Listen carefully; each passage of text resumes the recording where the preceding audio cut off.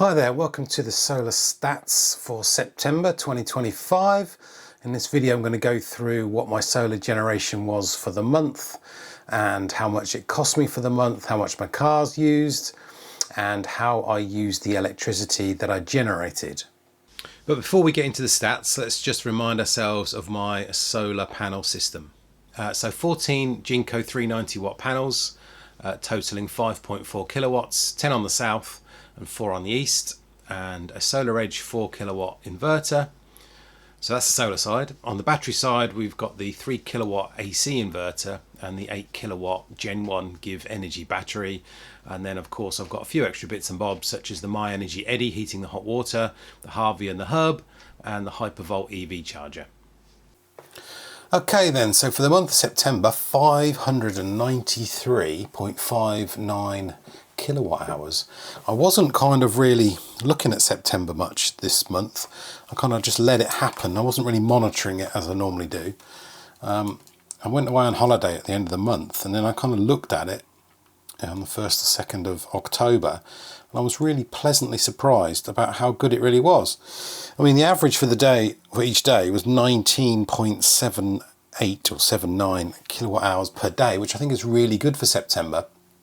And we'll have a look how it compares with other years in a moment. But looking at the month in general, it's all pretty good. Everything was kind of above 20 kilowatt hours. Some days peaked above 25. I think the best day was 27.77 on the 8th of September. I don't think we got above that. No, that was one of the best days. We had a few days of 27. With the worst day, you can see it straight there in the middle of the month, 17th of September, just 3 kilowatt hours for that day. A few under 10, you can see the 9, 8, 6, 8 there, but otherwise it was a pretty good month. September can be a nice warm sunny kind of month when the schools go back in England really, so I was very happy with that result. So let's just have a look how that compares with other years.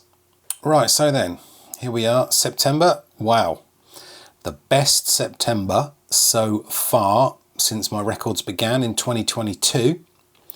I'm making this in 2025. Yeah, so 593 came out of nowhere. Last year it was 495, 2023 it was 555, 2022 530. So that is really impressive. A really good month. As you can see before, August was kind of average. July was average. I had problems in May and June. That's why they were lower with that optimizer problem. But yeah, really happy with September. Really, really happy. If October is higher than 400, I'll be really happy as well, before we hit those horrible November, December, January months. Yeah, so really, really happy with September. So here's the hot water from the MyEnergi dashboard online in the MyEnergi account. 125.9 kilowatt hours went into the Eddi. Most of it overnight, as I usually do, with most of the kind of spikes. Although we had some free electricity sessions from Octopus in September, quite a few of them actually. Some I participated in and some I didn't. You can see here on these few days really between the 6th, 7th and 8th when we had them, I boosted it for like an hour. Most of the sessions are an hour. Occasionally we've had them for 2 hours, but mainly an hour. So I sort of boosted the hot water for an hour, and that's why they're there kind of during the day. But most of the use has been overnight. So 125.9 kilowatt hours used by the Eddi to heat the hot water in September. So onto the Hypervolt, the EV charger. I say we went on holiday at the end of September for a week or so, so none of the cars were being charged. Although in September, the only car that was really charged at home was the i3, and that took in 182.697 kilowatt hours, so well down on the normal kind of months due to less driving because we weren't here. So 182 kilowatt hours on the Hypervolt, mainly at 7p overnight on Octopus Intelligent Go, equaled £12.79. And the i3 in September did 801 miles. So that means the average cost per mile worked out to be 1.6 pence. And the average miles per kilowatt hour we were getting in that car was 4.38 miles. Right, so into the Octopus Energy dashboard for the electricity that we imported from the grid. If I just turn off the standing charge, we can see that we spent £45.50 on our electricity for the month, which was 621 kilowatt hours. Varied a little bit, but you can see towards the end of the month, when we actually weren't here, although the boy was still in the house, we used less, mainly because the cars weren't charging, I think. And you can see a little bit of peak use there, mainly due to the free session on the 7th, because I didn't participate in all of them, because you're not always in when these things happen, unfortunately. So this was the export from the solar panels for the month, £72.19. Some days better than others.